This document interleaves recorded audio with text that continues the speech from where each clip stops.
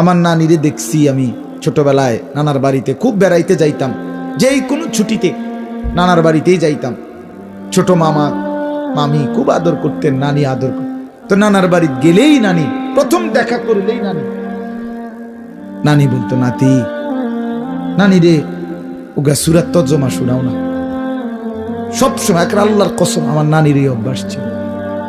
আমার মনে আছে আমি ছোটবেলায় এমনও হয়েছে, নানার বাড়ি গিয়েই নানির কাছে গিয়া প্রথমেই কইতাম, নানি শোনেন বেড়াইতাম আইছি, আমি 2টা দিন বেড়াইতাম আইছি, ঝামেলা করেন না কিন্তু।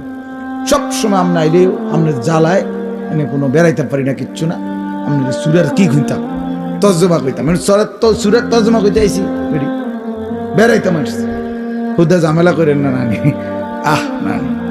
নানি আমারে জড়ায় ধরে কইতো, নাতি তোমার লেগে টাকা রাখছি, বই কিনো, কিতাব কিনো, নানু টাকা দিব অনেক, তুমি একটা সুরা শুনো। তো তখন বলতো আচ্ছা তো তাহলে ঠিক আছে।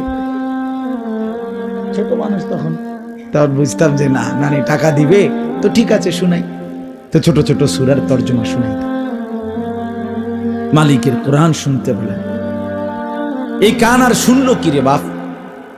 আল্লাহর কোরআন পড়তে পারলেন না, এই জবান আর কথাই বলল কি? ভিডিওটি ভালো লাগলে লাইক, কমেন্ট, শেয়ার করতে ভুলবেন না। সাবস্ক্রাইব করে বেল আইকন বাজিয়ে পাশে থাকবেন। ধন্যবাদ।